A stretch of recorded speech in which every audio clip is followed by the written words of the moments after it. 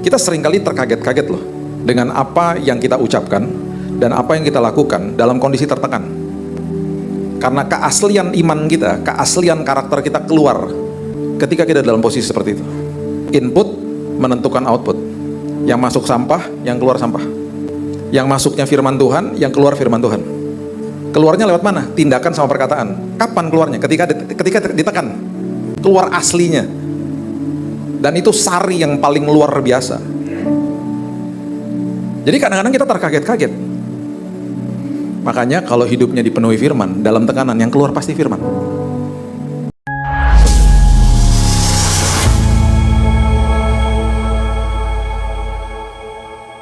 Terima kasih Tuhan. Bapa, hati kami penuh dengan ucapan syukur karena kami tahu Tuhan bahwa hari-hari kami ditetapkan Tuhan. Dan ketika kami menatap masa depan kami, Alkitab mengatakan dengan jelas bahwa masa depan kami memiliki dasar yang kuat karena dibangun sendiri oleh Tuhan. Semua tujuan hidup kami di masa depan kami ditanggung penuh sama Tuhan. Bahkan kami begitu yakin ya Tuhan, di hari esok, di hari Senin Tuhan sudah ada di sana menyiapkan perkara indah. Semua rancangan-Mu atas hidup kami tidak pernah gagal. Itu sebabnya kami mau respon Tuhan. Dan hari ini kami percaya Roh Kudus sendiri akan meneduhkan hati kami. Roh Kudus sendiri akan mengajar dan memberikan kami kuasa supaya hidup kami dikuasai firman Tuhan. Kami sambut firman kebenaran di dalam nama Tuhan Yesus, Juru Selamat kami yang agung, yang luar biasa. Kami berdoa dan mengucap syukur. Kita sama-sama katakan, amin, amin, amin, amin, amin. Haleluya. Silakan duduk. Shalom. Oke. Di Alkitab ketika kita membaca kalimat yang diulang-ulang, khususnya diulang-ulang sama Tuhan, itu berarti mempunyai sebuah makna yang sangat dalam dan Tuhan tahu bahwa manusia terus harus diingatkan. Dan itu sebabnya ada sebuah kalimat yang mengatakan kuatkan dan teguhkanlah, be strong and courageous. Ini kalimat yang diulang-ulang sama Tuhan kepada Yosua, kepada satu orang ini, Yosua. Bahkan kalau kita baca di kitab Ulangan itu sudah dimulai dikatakan, kita baca di Yosua pasal yang pertama diulang-ulang sampai 4 kali, bayangin. Nah, yang menjadi menggelitik saya lah maksudnya. Waktu saya baca-baca lagi di Yosua pasal yang pertama gitu ya. Saya mulai ngerti, iya ya Tuhan. Semua janji Tuhan hanya sekedar janji aja. Kalau setiap hari hidup kita itu kita nggak biarkan dikuasai firman. Percuma ada 7.000 lebih janji firman. Itu tidak akan membuat kita semuanya sebagai manusia untuk menatap masa depan kita dan katakan, oh, saya kuat, saya yakin. Enggak juga sih. Karena kita selama kita hidup, kita kan tidak lihat Tuhan Yesus secara fisik. Sementara mata kita ini adalah mata yang terorientasi untuk percaya dengan apa yang kita lihat. Contoh yang paling luar biasa lah, mungkin kita nggak sadar ya. Pintu gerbang hati itu kan mata dan telinga.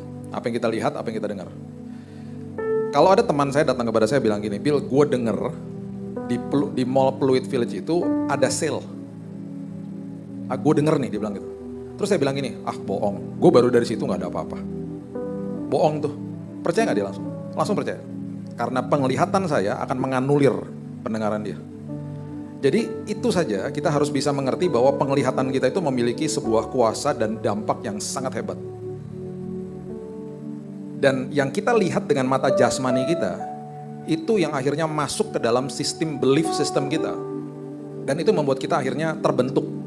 Kita punya karakter sampai hari ini. Apa yang kita alami di masa lalu menentukan kita hari ini. Nah itu sebabnya doa saya setiap hari, Tuhan celikkan mata rohani saya. Karena saya berjalan bersama Tuhan yang secara fisik saya nggak lihat. Dan saya harus belajar untuk mengerti dia dan belajar mengalami dia tanpa saya lihat dia.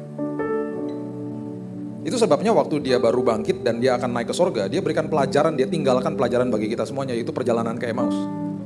Bahkan kedua muridnya dibutakan, dalam tanda kutip, dibutakan sama dia, nggak bisa lihat dia.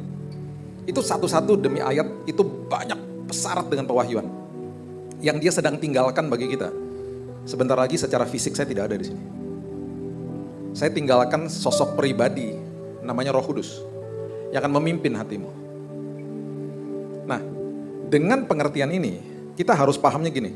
Ketika saya terima Yesus sebagai juru selamat, saya dimeteraikan, langsung dikasih meterai, langsung dikasih predikat dan status anak, ahli waris, dan orang yang punya hak penuh atas semua janji Tuhan. Status itu jadi percuma kalau kita tidak ambil level berikutnya, mengambil keputusan untuk belajar.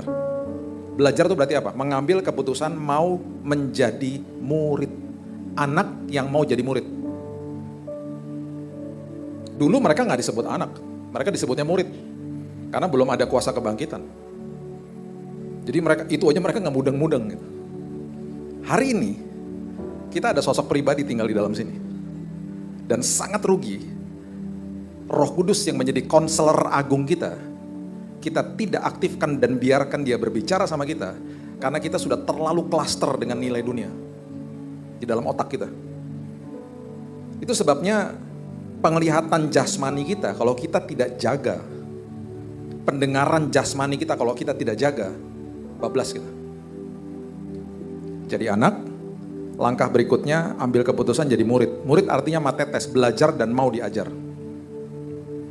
Kalau di sini ada kelompok sel, tergabunglah dalam kelompok sel.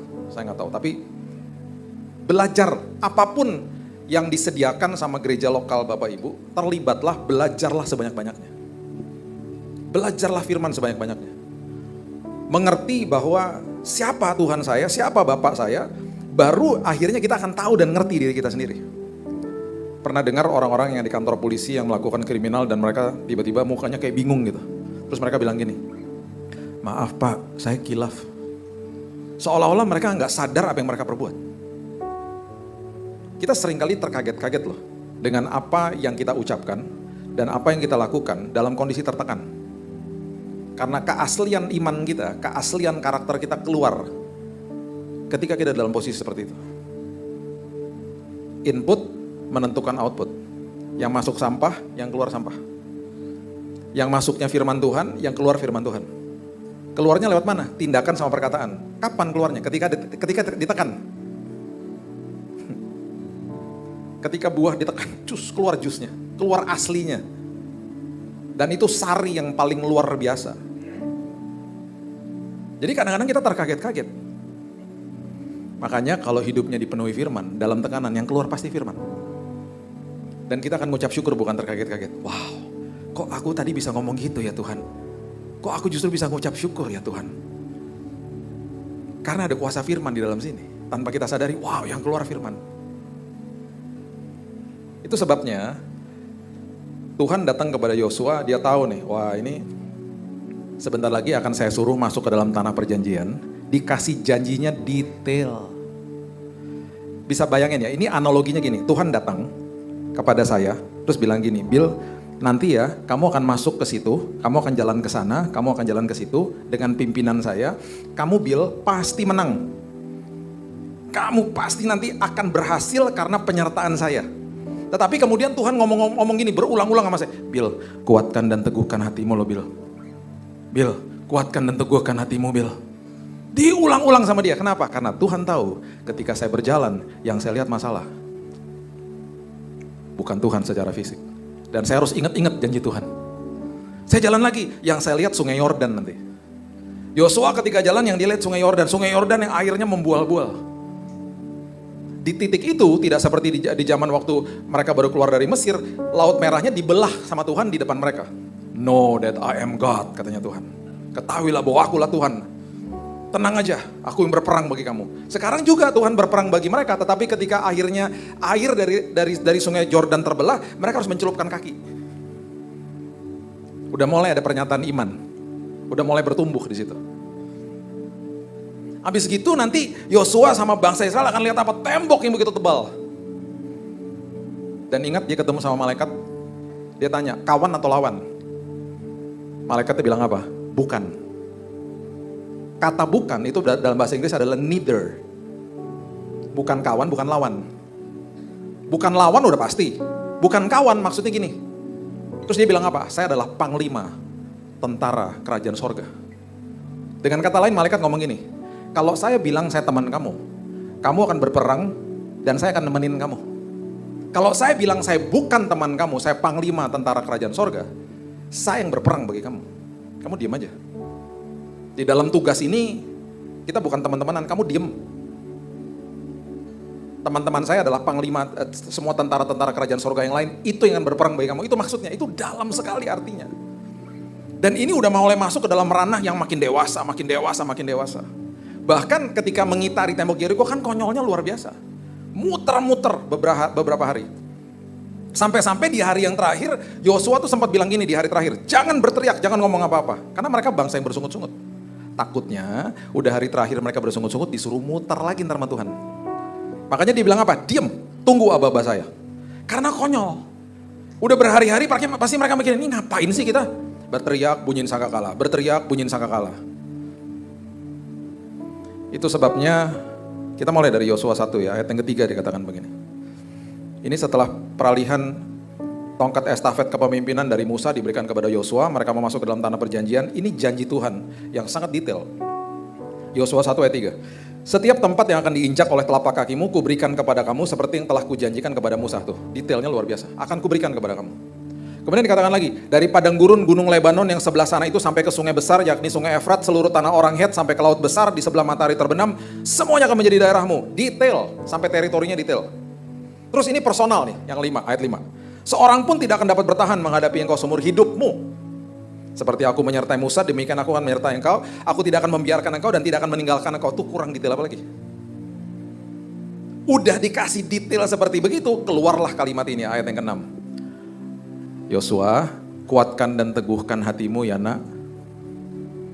Sebab engkau akan memimpin bangsa ini yang memiliki negeri yang kujanjikan dengan bersumpah kepada nenek moyang mereka untuk diberikan kepada mereka. Kuatkan dan teguhkan hatimu ya nak. Hari ini kita gak mimpin bangsa. Kita memimpin sosok pribadi yang paling sulit dikalahkan, yaitu diri kita sendiri. Dan itu sebabnya yang saya katakan tadi. Kalau kita tidak mau belajar kebenaran firman, dan tidak membiarkan firman menguasai kita bablas sendiri, kita kalah sendiri akhirnya. Dan ini sungguh ironis. Iblis setiap hari akan mematahkan semangat, mencobai, menuduh, dan membohongi kita, tiap hari. Dan yang diincar cuma pikiran. Dan itu sebabnya, kalau pikiran dan hati kita tidak diisi sama kebenaran firman Tuhan, gampang dibohongin. Sebagai orang percaya, nanti ibadah kedua kita akan bahas tentang namanya menerima dari Tuhan. Salah satu format ketaatan yang seringkali gak pernah dibahas, adalah menerima. Dan seringkali didengungkan dari atas mimbar, yuk berikan yang terbaik, kita bingung. Berikan yang terbaik, berikan apa? Apakah saya datang ke tempat ibadah, saya ikutan nyanyi, dengar firman, kasih persembahan, nanti ada perjamuan, doa berkat, pulang. Apakah itu saya berikan terbaik? Kita mulai bingung dengan bahasa-bahasa seperti begitu. Saya tidak bisa memberikan uang kalau saya nggak punya uang. Saya nggak bisa memberikan sesuatu kalau saya nggak punya sesuatu. Saya nggak bisa memberikan yang terbaik kalau saya nggak punya yang terbaik. Itu sebabnya sebelum kita bisa masuk ke dalam kehidupan yang penuh dengan ketaatan, kalau kita nggak pernah ngalamin Tuhan, itu mustahil kita lakukan. Kalau kita nggak pernah menerima kebaikan Tuhan dan menikmati kasih karunia Tuhan, kita nggak akan bisa memberikan yang terbaik. Karena kita nggak punya. Kita nggak punya. Jadi format ketaatan yang paling dahsyat adalah menerima, belajar terima. Dan itu masih susah karena kita terjebak di dalam ranah agama yang selalu didengungkan, yuk lakukan ini, yuk lakukan itu. Pakai usaha kita. Akhirnya kita salah mengartikan, mengerjakan keselamatan kita pikir adalah working for salvation. Salah. Bukan memperkerjakan kehidupan ini untuk mendapatkan keselamatan, bukan. Mengerjakan kehidupan ini untuk mempertahankan keselamatan. Working out, bukan working for. Kayak orang olahraga aja. Akhirnya kita bablas, kita gak paham bahwa setiap hari Tuhan membisikkan kepada kita, kamu sudah aku layakkan nak, ketika aku katakan sudah selesai. Selesai. Oh dulu setiap tahun, hewan-hewan disembelih untuk memperdamaikan Tuhan dengan manusia. Gara-gara Kejadian 3 ayat 21. Yang Tuhan lakukan ketika manusia jatuh dalam dosa. Dia sembelih hewan, dia tutupi manusia dengan pakaian itu. Ada darahnya dalamnya. Gara-gara itu, prinsip itu dimasukkan ke dalam Taurat. Itu sebabnya imam-imam besar harus menyembelih hewan-hewan. Lembu sapi bagi yang kaya, kambing domba bagi tingkat yang menengah, burung tekukur dan merpati bagi kaum yang miskin. Harus ada darahnya. Dilakukan terus-menerus. Sampai pada satu titik, ada seorang imam besar agung datang ke tahta Tuhan. Membawa darahnya sendiri. Yang dilakukan sekali untuk selama-lamanya. Dialah mediator agung kita. Dulu imam besar jadi mediator. Sekarang saya Pak Wijaya bukan mediator. Kita penyampai kabar keselamatan, selesai. Jangan dikultuskan hamba Tuhan. Itu sebabnya seringkali saya ngerasa kayak dukun. Tahu nggak? Pak, tolong doain Pak. Buat apa? Anak saya mau kuliah. Kuasa kita sama loh. Kita punya bapak yang sama. Pak, doain Pak. Kenapa? Anak saya perlu jodoh. Pak, tolong doain Pak. Doain apa? Bingung Pak. Terserah Bapak deh, apa aja gitu. Saya charge sebentar lama-lama. Udah kayak dukun saya rasanya, tau nggak? Saya nggak salahkan orang minta doa ya. Bukan itu loh maksud saya. Cuman konyol gitu kadang-kadang. Akhirnya ngedompleng iman seseorang. Kayaknya hamba Tuhan dikultuskan banget gitu. Kita punya kuasa yang sama. Dia bangkit bagi kita semuanya. Bapak saya, bapak saudara juga. Kan lucu, saya punya adik namanya Jesse Lantang. Kan lucu kalau dia datang ke saya, Bil, ngomong sama papa dong. Kenapa? Gue perlu uang buat sekolah. Itu kayak gitu tuh. Kita nih adik kakak di dalam kerajaan sorga. Kan lucu kalau dia ngomong sama saya, Bil, bilangin sama mama sama papa, aku butuh makan, aku pengen banget makan roti besok. Oh ntar aku sampein ya. Gitu. Kan kayak gitu akhirnya. Saling mendoakan itu nggak apa-apa. Tapi jangan kultuskan hamba Tuhan. Berapa tahun yang lalu saya doain orang sakit meninggal semua, ayo. 7-7-nya meninggal dalam 1 tahun, ayo. Sampai saya terkenal tuh waktu itu. Pendeta yang kalau doain jemaat, cepat ketemu Yesus katanya gitu. Sampai diundang ke rumahnya orang, Pak, ini papa udah sekarat, Bapak bisa datang ke rumah Pak. Kenapa? Udah gak ada harapan Pak, tolong doain. Doain apa? Supaya yang terbaik terjadi. Gitu. Bahasanya rohani banget. Supaya papa cepat-cepat meninggal maksudnya. Karena kenal saya datang di mobil, saya bilang sama istri saya, lucu juga biasanya hamba Tuhan dipanggil untuk doa kesembuhan, ini doa kematian. Sampai di sana tiba-tiba papanya bilang begini, kan saya datang sama istri saya, yang saya lihat datang lebih dari 2. Bukan saya sama istri saya, lebih. Saya seneng dong, aduh dia mungkin lihat malaikat Tuhan nih, yang akan menyembuhkan dia. Itu dalam pikiran saya, keluarganya enggak, malaikat penjemput. Gimana sih? Saya pulang, seminggu setelah itu saya dapat telepon. Pak, mujizat terjadi. Apaan? Papa sembuh total. Bisa jalan-jalan lagi Pak, seperti dapat organ yang baru. Waduh, saya seneng banget. Saya bilang sama istri saya dong, si Om sembuh loh. Istri saya tau gak bilang apa? Pasien pertama sembuh, hebat. Yang lain meninggal semua. Kuasai hidupmu. Itu adalah pribadi yang paling susah ditaklukkan. Isi hidupmu dengan kebenaran firman. Kalau enggak bablas. Kalau enggak akhirnya kita terkesima dengan masalah kita. Dan akhirnya 12 pengintai semuanya begitu. Ya, 12 pengintai ya, waktu balik. 10-nya bilang apa? Itu raksasa bos, gak mungkin bos. Yang 2 balik bilang begini, betul mereka raksasa, tapi Tuhan saya lebih besar. Itu sebabnya, gara-gara itu, Yosua temannya siapa? Kaleb toh. Gara-gara itu, mereka mengintai berapa hari coba? Ingat gak ceritanya? 40 hari kan? Gara-gara itu, gara-gara 10-nya gak percaya, Tuhan menghukum mereka mengembara di padang gurun 40 tahun. Gara-gara 1 hari dihitung 1 tahun. Ada ayatnya, ada. Dihukum sama Tuhan. Nah, waktu dihukum sama Tuhan mengembara selama 40 tahun, Kaleb yang temannya Yosua, yang betul-betul hanya 2 orang ini yang percaya bahwa Tuhan sanggup menolong mereka, akan ikutan kena hukuman 40 tahun. Tahu apa yang terjadi?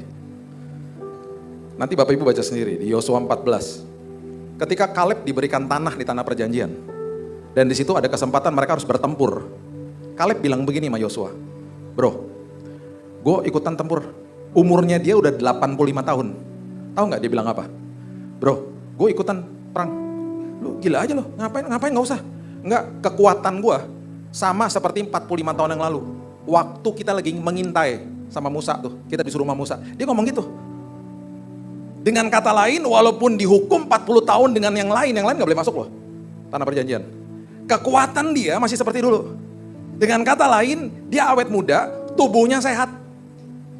Cuman gara-gara apa? Percaya.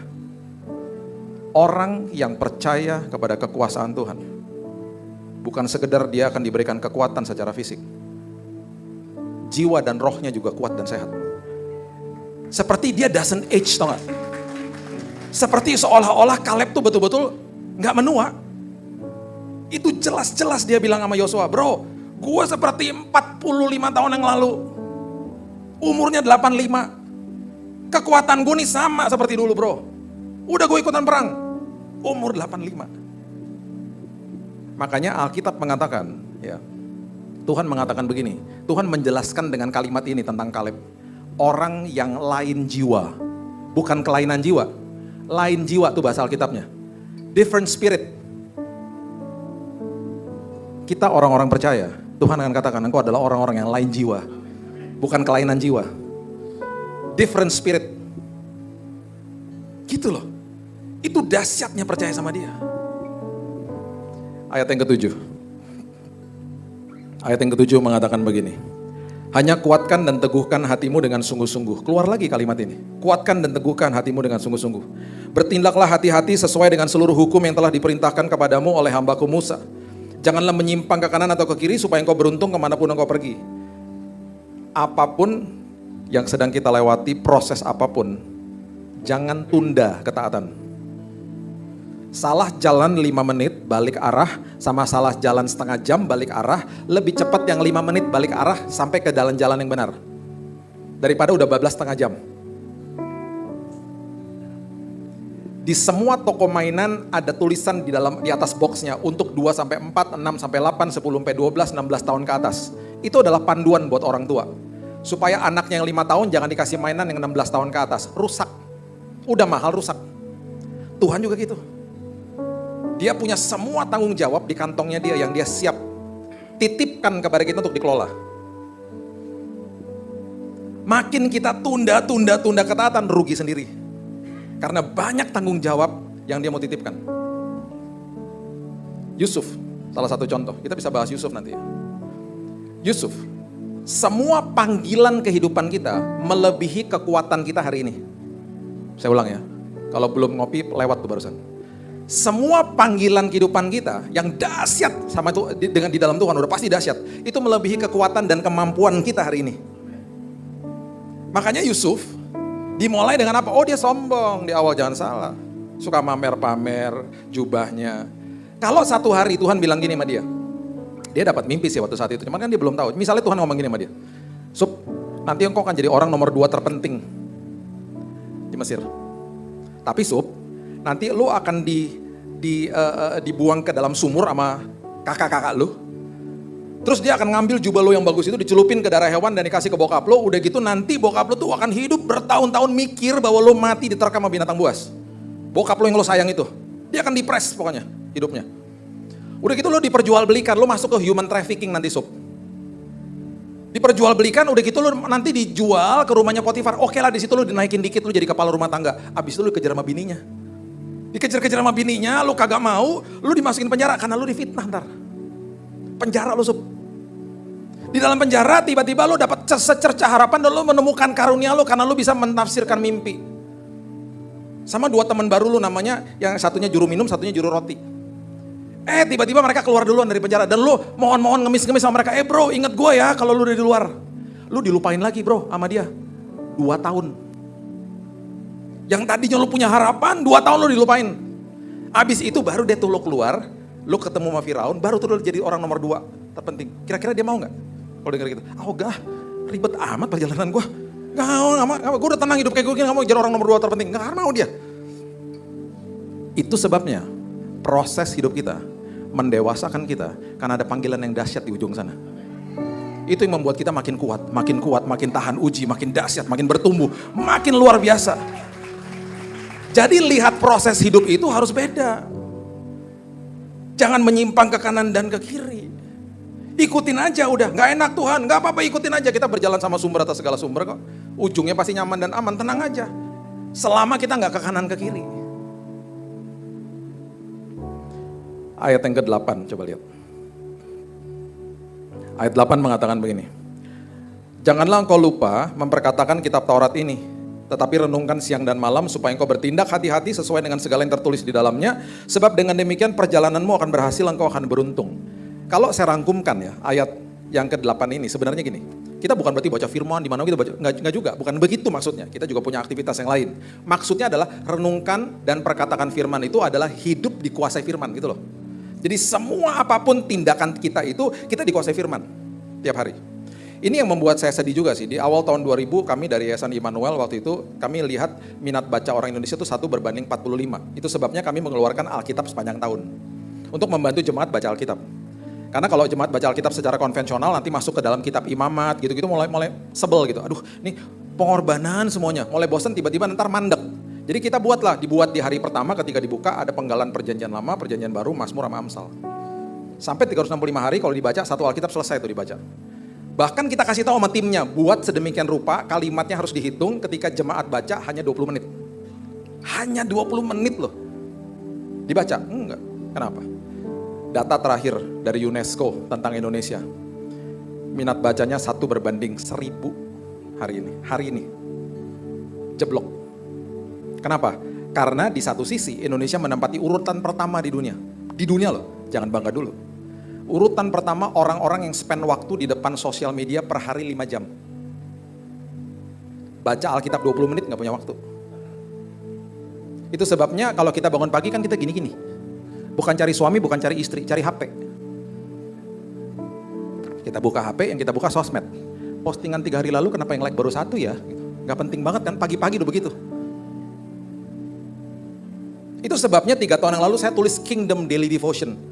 Renungan harian yang saya posting di YouTube saya. Tiap pagi, pasti jam 6 udah, ya bukan jam 6 lah, jam 12, jam 1 pagi pasti udah ada. Untuk jemaat. Udah 1000 lebih tuh.